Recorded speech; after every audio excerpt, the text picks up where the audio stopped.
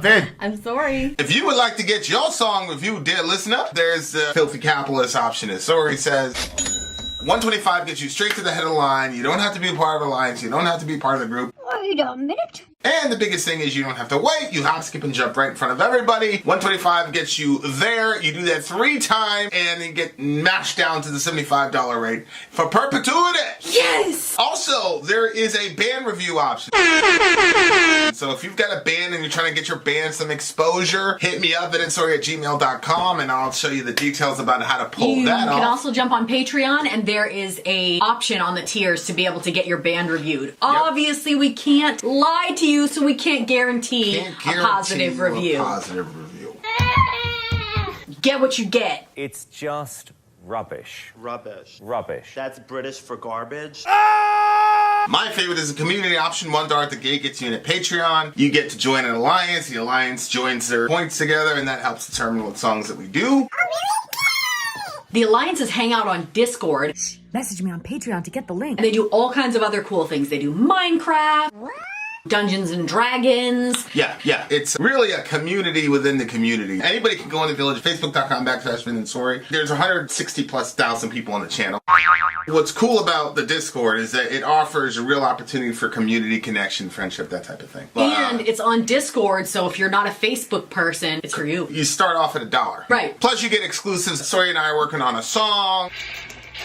So the first 15 seconds of that was on Patreon. Also, at $15 tier and above, when we actually debut the video, they're going to be there live with us. There you are, dear listener. Buy our merch.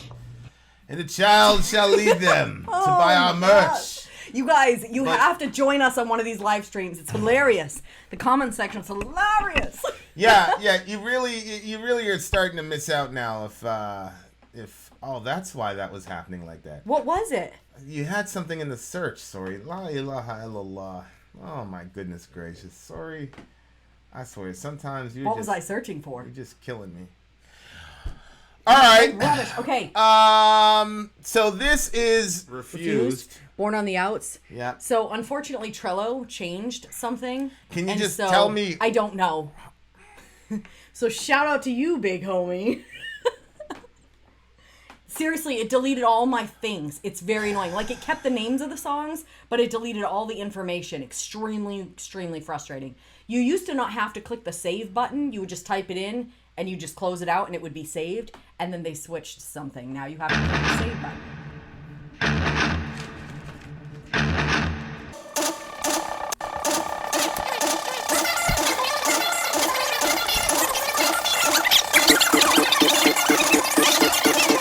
Hold on. All right, I'll edit it in iMovie. I didn't hear a thing. Me neither. So let's start this over again. This is the used for a mystery person. Let's go.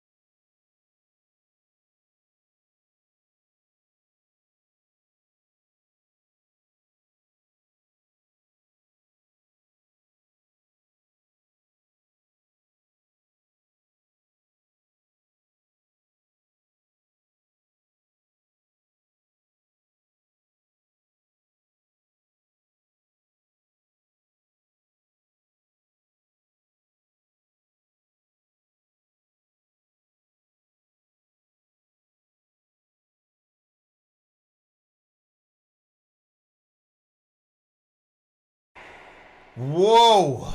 Wow. This is a pretty challenging song. What's up, 275 Ranger in the house? Yeah, I carved my name in hate is that line. I mean, this is clearly a Wait, Jambi, this one's from you? Was Is it this really? This is Is Jambi? it really Jambi? Or are you just lying? This isn't Jambi. No way, Jambi. Haha, I seen it. That doesn't mean it was his. Did he say it was his? I don't know. I sent it. I didn't know if that was it. Okay, no, anyway. I seen it, not I sent it. Oh, yeah, I see. Okay, so that song was released in October 16th, 2020. So it's extremely current. Oh, It was like wow. 4 or 5 months ago. Oh, wow. Like okay. Well, not 4 or 5 months ago, but I mean, it's extremely current. And lyrically, I'm trying to figure out with myself how much fun or lack thereof I want to have with the lyrical content here. Have fun, babe. Because this song has been pretty much what I felt like doing Middle America. That's exactly how I felt doing Middle America. Okay, go for it, babe. All of the last 2 years with this craziness. Go ahead. What were you saying? Were you saying No, something? I was just reacting to you putting that thing in my face. What should I say? Should I say something? Okay, so here's a riddle. What is a moderate when there's no middle? Brilliant line. What is a moderate when there is no middle? Wow. Yeah. That is Yeah. such a Well, it's good true. line because it really, really encapsulates our zeitgeist in so many different ways. Mm-hmm. First of all, like some of this is like, what are your non-negotiables? Mm-hmm. You know what I'm saying? And when I say non-negotiables, what I mean is, what are the policies or laws that you feel should be imposed on everyone, whether or not they agree? Mm-hmm. Now, we kind of dealt with this actually in the last Middle America episode when we were dealing with Anna and Jenk's meltdown over the Catholic Church having the audacity to remain consistent with their speech and with their position on abortion. Yeah. And Anna had her little 7-minute meltdown over it, but that is an issue where I say there's no middle. Mm-hmm. Yeah. And I had a very interesting discussion with a good friend of mine from the channel, and we talked about how there are some political issues where to be in the middle is to be on the side of evil. 100%. So, like, you could not be a moderate in Germany in the 1930s. You were either with the Nazis or you condemned what they were doing as evil, period. Mm-hmm. Like, and in looking back historically, that's how the average German citizen is treated historically. Mm-hmm. They're either Absolutely. a horrible German who went along with an evil killing machine, or they're heroic people who stood up against it. Mm-hmm. And so, same thing with the transatlantic slave trade, is what a lot of people... Well, first of all, in our country, especially Americans, we have a very hard time of the value of reading and concentration and formulating worldviews that are consistent with each other in all these multidisciplinary aspects of the human experience. Like all those things that were valued in the Enlightenment and classicalism, which is really ironic, have been completely jettisoned. So people don't know things that the media doesn't design for them to know. So if you say, look, I have a moderate position here, and I say, yeah, but during the antebellum period in the transatlantic slave trade, you had abolitionists who were portrayed as crazy and mentally ill, actually. Oh, really? Oh, yeah. Yeah, yeah. They even had an entire terminology for it. They had a terminology for white people who wanted to liberate black people, and they had a terminology for black people who wanted to be free. Right? Which is why you need critical race theory, because critical race theory examines how these racial presuppositions work their way into every aspect of American life. So you couldn't justify slavery in just the raw dynamic because they looked exactly like us. So you need scientific racism to provide a secular justification. And then you need to delete 1 Corinthians 7 and 2 Timothy 1 out of your Bible and the Sermon on the Mount so that you can, so that's how racialism affects the church. It obviously affects the healthcare system. I mean, these people that are like losing their minds over critical race theory are a lot of it is obviously rooted in ignorance. People don't know what they're talking about. They don't know what they're commenting on. But I did love that opening salvo, man, because this is something that postmodernist moral relativists need to hear. There are some issues for which there cannot be a good middle ground. Yeah. Right? Yeah. So, you've got these folks who are trying to get inside of the LGBT community. I'm not even going to mention them, but they're really horrible people that are trying to, co-opt the LGBT rainbow and all the rest of it. I'll talk to you about it later. I think for the purposes of these are minor attracted individuals, say it that way, and they're trying to say this is an orientation just like whatever. So they're trying to end up maps or whatever in the LGBT thing. And of course, our LGBT friends are rightfully horrified by that, and they're rejecting it with the loudest voice possible. Mm-hmm. If some political, I'm going to say it right now, because in 5 years, who knows? If some political guy gets on the scene and comes up with this really cool idea, this innovative idea, where minor attracted persons and minors can get together, like there's no middle ground on that. Mm-hmm. If you support that in any way, you're a terrible person. Period. There's no middle ground. So there's some issues where the Iraq War was one of them. Now, the Iraq War is just, I bring that up frequently because that's something that I fell for and I was big on, I got propagandized and I was pushing that propaganda hardcore. And so I think it's important to talk about when you've been, successfully brainwashed by your government and the media. Mm-hmm. So that line right there, could have ended the entire song because I love that point. Yeah. There are some issues where you cannot be in the middle on. Mm-hmm. But the issue is that speaks directly, that speaks most directly to a person's worldview. Because you can tell what a person's worldview is by what their non-negotiables are. Mm-hmm. So for example, we're at a place now when if I get into a debate with somebody and I make the following statement, it is always wrong to kill an innocent human child. Now you got people unable to say that. You got people unable to affirm that statement. Yeah. Okay, if you can't affirm that statement, then in what sense do the terms good and evil even mean anything? Right? So, I say this all the time. Everybody loves that picture of the 99 people saluting Hitler and then one guy's got his arms crossed. Mm-hmm. But nobody wants to be that guy. Mm-hmm. And most of us wouldn't have been that guy. But everybody thinks they would have been that guy. But everybody thinks they would have been that guy. Yeah. Well, let's look at the template, y'all. Yeah. In Nazi Germany, there were a group of people who were labeled as subhuman or human. They were recognized as human, but they were somehow under us. And then they were open for killing. And the entire nation went along with it. And you just have to ask yourself what group of people in my zeitgeist or community or timeline, what group of people are we saying are open for killing and why, and what are the justifications for killing these human beings? Mm-hmm. It's very important. Very important. And lest anyone be tempted to say, well, there's a difference between a human being and a human person. Sorry. Because literally the personhood argument was literally used by slave owners mm-hmm. to continue because Negroes were humans, but they were not human persons.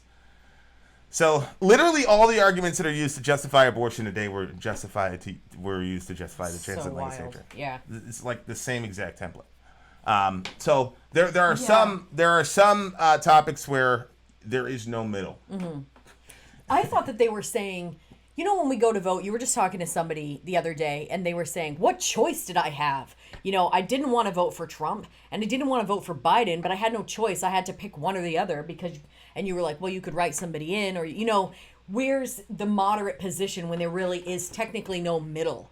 Because the middle position, or the people that you would write in, it's not being put out there enough, I guess, for people to actually feel like it's a viable option. That's what I thought they were talking about there. Yeah. No, I think that's exactly what's happening. So it starts off saying clutching, and honestly, this is this right here. Mm-hmm. These lines are really targeted toward the people that I was going after in the last 2 years, which is these neoliberals. Mm-hmm. Those are the people that he's going after in the song. He's not going after Trump fans. He's going after neoliberals who are telling us all to vote for Joe Biden. Like Jen Cougar, for example. That'd be an example of one of those people. Look what he says. Clutching the rudder while the boat's on fire, you're knee-deep in fascists, but you're undecided. All these people that were telling me that Trump was this horrible fascist, blah, blah, blah, blah, blah, blah. Well, Trump never joked on the Senate floor about hanging people for jaywalking. What are you talking about? You know, insane. It's unbelievable. It's unbelievable. And then he goes, and your defense is, okay, but what about you straddle fences and yet another hate crime commences, can't stop a Nazi with good intentions. So, obviously, the can't stop a Nazi with good intentions is not directed at Trump supporters, because in this guy's mind, probably Trump is the Nazi, or people that support him are the Nazis. Okay, then he's going after neoliberals. That's who he's going after. That's the people that were telling us to vote for Joe Biden because Donald Trump is a fascist. Don't you remember that? He was a fascist. Look what he does to these kids at the border. Look what he does at the police state. Look what he does at the security state. Donald Trump is the worst president, most dangerous president we've ever had. That was Bernie. That was Bernie Sanders. That's when he officially decided that he was going to bend the knee and kiss the ring. So all these people have been told that. But see, here's the problem with calling Trump and all of his friends Nazis. Because the minute you do that, what you have just done then is created the justification for anybody but Trump. Because there's nobody, and to this moment I still can't figure it out, but there's nobody in the Western mind that is more vilified than Adolf Hitler.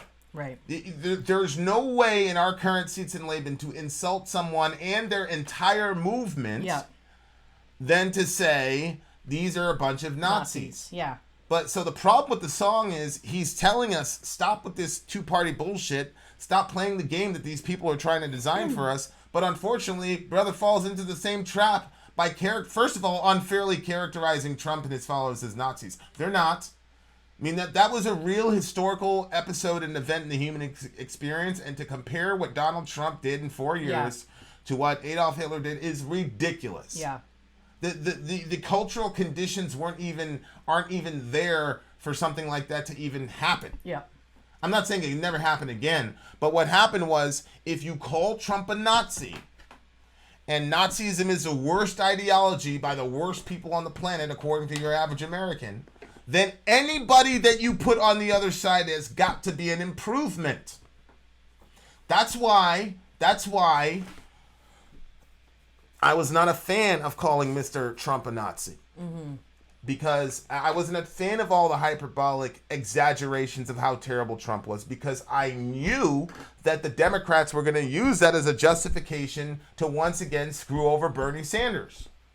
Okay? So I love what he's saying here, but unfortunately, in my mind, he's still getting he's still getting caught up in the bullshit. Because you just called them Nazis. You can't stop a Nazi with good intentions. Well, honestly, the only way you can stop a Nazi is with a bullet and a bomb, right? So we go ahead and other these people. Everybody that voted for Trump has nothing to do with the Rust Belt being abandoned by the Democratic Party, has nothing to do with blue-collar workers being abandoned by the Democratic Party, has nothing to do with political correction and proto-woke overreach by Obama in the last 4 years. No, none of that. It had nothing to do with that. It's just Trump is a Nazi and everybody who supports him is a complete Nazi. So now we get to caricature these people, right? And we get to other them even more. And then when it does, here's what I've noticed about Trumpism that a lot of that the left will never take accountability for, but that they should. The first iteration of Trump voter was the I'm going to hold my nose and vote for this guy. Yeah. For sure. There was only one guy that was that Tim guy. Doesn't count. There was only one guy in our circle that made it public before it was popular that he was voting for Trump. And I initially put a laugh emoji by his thing because I thought like the homie was joking. And then I was looking at the comment thread and I said, holy shit, he's being serious. And I remember I sent you a screenshot. I was like, yo, look at this shit, bro. Did you change your laughing emoji? Oh, yeah, after I talked to him, because you know how I get down, because I Yeah. talked to him in private, like, yo, how real is this, blah, blah, Yeah. blah. Because he kind of runs for, he's Yeah, always running for yeah. city council or something Yeah. like that. So I'm like, okay, like, is he trying to get attention? Like, what's the drill, bro? Yeah. He was like, and he started laying out all this shit about Trump. I was like, oh my God, this guy's real. Like, he was the first one. You know what I'm saying? But aside from him, the average Trump voter was just like, oh my God. But it was because of Hillary. Mm-hmm. She was just way too unlikable. She was Anybody but Hillary. The woman was impossible Seriously. to like. She was. Yep. She was horrible, and she was saber rattling about Russia. That's why I was like, I'm out. Mm-hmm. Because when I saw Bernie with Killer Mike, that's the first time I was like, you know what? The Democrats might have a shot here. Because my mom grew up like we were a Democrat house. Oh, really? Oh yeah. That's so weird Oh, because we yeah. were straight Republican. Oh yeah, black people, it's Democrats are our party, blah blah. And then you had Clinton. Everybody fell in love with Clinton. My mom used to That's get so Clinton. Blah, blah. wild. Oh yeah. My whole So like I didn't turn against the Democratic Party until 9/11. That's when I turned against them, because all my Democratic friends were saying no to war, and I was like, oh no, Oh, no, wow. no. Oh, People, wow. I said, people have to die. Don't you understand? They attacked our country. And they're like, yeah, but we're going to kill way more of them. I'm like, exactly. Don't you want some? And they're like, you are crazy. I'm like, they attacked our country. And they're like, we understand, but we're not the most important people on the planet. I'm like, what are you talking about? We're not the most. We're America. I was not and I wasn't one, you know me, like, I wasn't one of these, like, oh, let's have a fruitful political conversation. Like, I had my first real, actual, symptomatic issues with PTSD actually came from 9/11. Was watching those people jump from the, Wow. yeah, when I was getting psyched out. Yeah. Like, and they were like looking at the symptoms. They're like, yeah, man, you know, whatever. And like the situation Oh my gosh. that I was, dreaming about or whatever was, everybody would be like, oh, well, yeah. I mean, obviously you're going to have you know what I'm saying? Yeah. But like all those symptoms are the same things I feel when I think about those people drop. That was it for me. Like that, seeing those people jump from those buildings pushed me way past rationality. I'd been on those streets. I'd walked over there. I'd walked that place hundreds of times. Like that was just it for me. Like it literally drove me insane, and I didn't care. People were like, "Don't you realize there's like hundreds of thousands of people are going to die?" I'm like, "Yes, and we're going to kill them. It's going to be great." Wow. And so that's when I turned against the Democratic Party. Wow. It was because of that specifically, and obviously now coming to find out after knowing what I know now, it's like, holy shit! Like this is not. It wasn't as simple as oil, but it wasn't as simple as we're going to fight terrorists either. Like there's like a lot of complexities. And a lot of the shit was just like set out in open source, but just said in ways that sounded crazy. But then when you look at what we actually did, follow the playbook like almost to a T. And then the Arab Spring grows out of that, and whatever. Wow. And now we're basically in a staring contest between us and Putin as to who's going to control the petrol in that region. I mean, this shit is crazy. And of course, but anyway, so that was one where I was completely and totally wrong. And in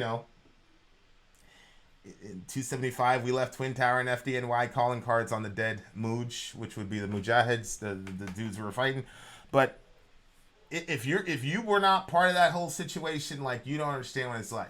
and I'm not giving any excuse to it, but that's when I just like completely turned against the Democratic Party. I'm like, these people hate our country. Wow. You know, these people, blah blah blah. And to this day, I think some of them actually like legitimately hate America. Like some of them do. Like some of the stereotype is true. Like they legit hate our country, but they didn't hate our country. They just didn't go along with it. But I was just not like prepared emotionally to handle that.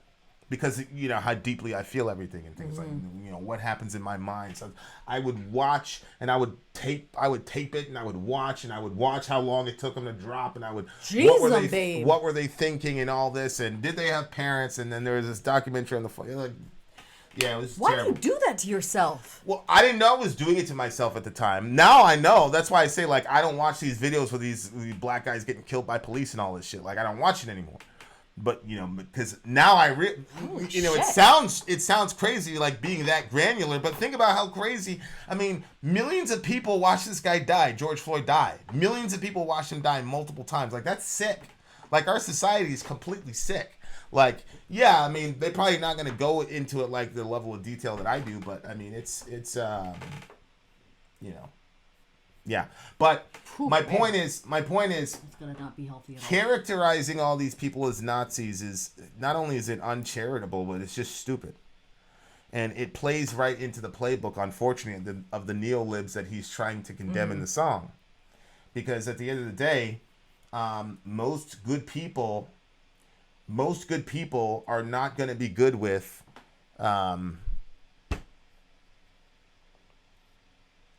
Being called a Nazi. Yeah. If you and you know there is this like refusal to validate anything that these people were saying, these Trump people were saying. The refusal to listen to them, just completely stereotype these people as the world's worst people, basket of deplorables, fascists. And I remember, you know, we got into a conflict in Middle America because Izzy was saying, look, I can't bring myself to vote for Biden. And somebody got on and called her a fascist. You're voting for a fascist? And then people were saying I was selfish. I said, listen, I'm not going to vote for somebody who authored the crime bill just completely destroyed my community. Are you on crack? And they were like, you're so selfish putting you're just one group of people, blah, blah, blah, blah. Really? Yeah. And then that guy went around to play victim. It was unbelievably... The paternalistic condescension of left-wing people last year was intolerable. Like, I don't think they understood. I don't think they ever will understand how paternalistic and absolutely offensive they are. And to this moment, every time I see some story about these kids at the borders or Kamala saying go home and all the rest of it, I don't get mad at either one of them. I'm not mad at Kamala or Biden. Did Biden ever pretend to be anything else? No. But you voted him in, and what I do like with this though is when he says with your Kamala was going to be able to do something. Do what? I don't know. She was talking all that. Well, Tulsi already explained to us about Kamala. Yeah. Well. Tulsi already showed us what Kamala was. So, I mean, this is a woman that had to be ordered by the Supreme Court to release people of color, prisoners, for non-violent offenses. That's true. Yeah. So that's right. Kamala and Biden once ever pretended, hey, what are you going to do for black people? Hey, man, you don't vote for me. You're not black. Check the records. Hey, what are you going to do about this fact that, you and Obama displaced 3 million of us? You built the cages which Trump filled. How are we going to rectify that situation? Oh, you don't like what I did under the Obama administration? Go vote for Trump. They've been like that from the beginning. They've never pretended to be anything else. Yeah. Okay. Yeah. But you vote, and he says, with your silence, you vote for their oppression. With your violence, you vote continuation. Yeah. Yeah. And I'm glad somebody said it. And if you are a friend of mine and you were on the left and me and you had some very, very stark conversation, it was because of that bullshit. It was your paternalistic bullshit telling me that Biden was a better option. Tell the kids at the border, or tell the people that Kamala just told not to get there, not even to come over here. Tell them Biden's a better option. And it was. I'll tell you what. What is this? I carved my name in hate. I gotta say, I'm going to vent real quick. It was a very. That was a hard time last year, man. Because on the one hand, you had leftists who I think they did care about the black experience, but because they recently came into consciousness of what was happening to us, they didn't realize that there was a whole past before them of people who were struggling and were in it. So I'm somebody who watched all of those sessions about the crime bill. I saw Hillary call the super predators live. I saw that. I remember talking to my mom and saying, hey, I thought you said that these people were on our side. I remember all that shit. They are just now coming into it conveniently with Trump. And so they dismiss all that pain and say, none of that's relevant. It's time to vote for the person that the media, controlled by white people, tells you to vote for. And if not, you're being disloyal or you're being selfish. And they really couldn't figure out why I was completely ruthless with them last year. Now, look, I'm always going to say, look, I'm a pacifist in the sense of that's my conviction. That's how Jesus wants us to live, to be verbal pacifists as well as physical pacifists. But I've got a very, very long way to go. And to this moment, I'm still not sorry for the way I talked to a bunch of you, because the fact of the matter is, while you were out there pontificating and being all righteous, there's people suffering as a consequence of the decisions you made.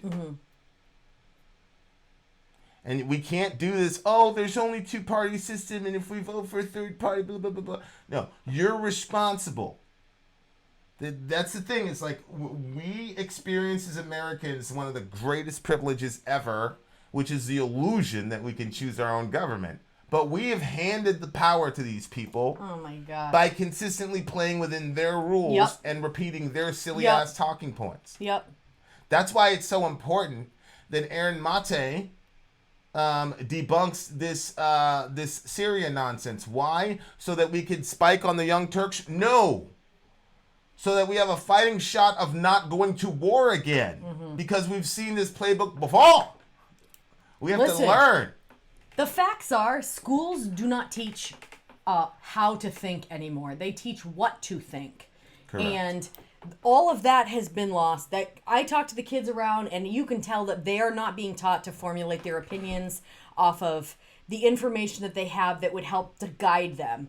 And it's really unfortunate, but it seems like, well, this kind of seems like it's a smart plan. If you get all the kids in the public school system, you train them up that way, and then you kind of feed them something. Everybody's walking around with a lot of one-liners about why they have the political views that they have. It's the same thing when they find out you're homeschooled and they say, what about your social life? It's all the same stuff. Everybody has the same talking points. You have to step out of the box and start questioning things. And, I saw this thing, it reminded me of Johan. It was like, even question the answers. Make the answers have to answer for themselves. Like, look beyond what you're seeing and actually start figuring out if this stuff makes sense, if this is good for our country, if this is good for us. I mean, there's a lot of stuff that's going on that is not. And you're right. We could be so much more than a two-party system, but because we think the middle is not going to work, or that party, the voting it in, is not going to work, it's never going to work. Because everybody says, well, I'm not going to write anybody in. It's just going to waste my vote.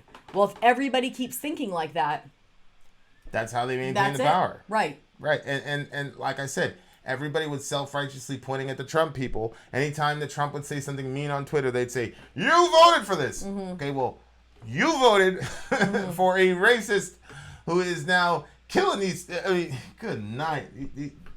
The Mexican thing really troubles me, man. It really, really, really, really troubles me. And Born on the outside, carved my the name. Stuff that the kids at school can get a hold of, some places they can get a hold of birth control, some places they can get a hold of like medicine that helps them with like ADD and stuff. And I think that's cool. Well, yes and no. Why are the parents not being informed? Oh. That was a discussion that I was seeing. I don't know if it's actually gone through. That's why Junior pulled his kids out. They were trying to hit him all up with all kinds of This is what I'm saying. Without his knowledge. That's what I'm saying. That's what I'm talking about. Without I didn't know knowledge. about Junior, but yeah. But that's what people like when they talk about fascism, like. And I feel like they're trying to undermine the parents. Oh, of course they do. Let us teach you. Let us give you this. Okay, the school is not the parents of your children. This is a woman. Remember that woman on MSNBC, the black lady? She said that we have this silly notion that our kids belong to us, but they don't belong to us. They belong to the community. Whoa, I'm going to stop you right there. Back your ass up. I got to stop you right there, my sister. No. Please. Please don't make me. No. Don't make me do it. All right. Nope. Yeah. I mean, look, there's a lot going on, but this is a real salvo, calling out the bullshit that in the last 2 years of neoliberalism. Yeah. And inshallah, I hope it dies, man. I hope it dies. A horrible, bloody, but quick death, inshallah. 9.3 for me. Yeah, 9.5. We got a long way to go, but I think self-criticism is important, and I think that this is one of the differences between this and a Tom MacDonald song for me, because this guy has earned the right to criticize that group of people. Because he's Refuse, I think they're a punk band, because I think we talked about them in Punk Week. Like, they've been consistent with that stuff, and it's nuanced, and they're thinking clearly about it, and they're not just regurgitating talking points. You can tell this is their personal belief and experience. Like, I'm much better with a left-wing takedown like this than the Tom MacDonald stuff, which is just simply a mishmash of Tucker Carlson and, Ben Shapiro. Yeah. And then you put some rhymes around it for people who are not familiar with hip hop, so they think that you're actually, shout out to but I think that takes a level of intelligence in itself to understand that. Right? So, but these people have thought that I disliked the Tom MacDonald, fake woke. Although I gave him very, very high scores. It wasn't the thing that got me artistically was I was like, this is lazy writing, right? I mean, this is low hanging fruit. This right here is what it looks like for an intramural sort of criticism. I think they did a really, really, really good job at it. Although I still think that obviously that they fell victim to some of the residual elements of the propaganda machine. Having said that, overshadow Sean. Tom MacDonald has the YouTubers believing he's written more than one song. Truth is, he hasn't. Look, and I'm not dissing Tom MacDonald, because I think it takes look, there's 60 million people on YouTube, guys. Yeah. So anybody that you see that's at 85K or above, like, they've done something, they worked hard or done something, they're in the top 1%, I give them my respect. I just, Anyway, 9.5. What'd you give it? 9.2. All right, there you are, dear listener. Vin out. Sori out. Gone.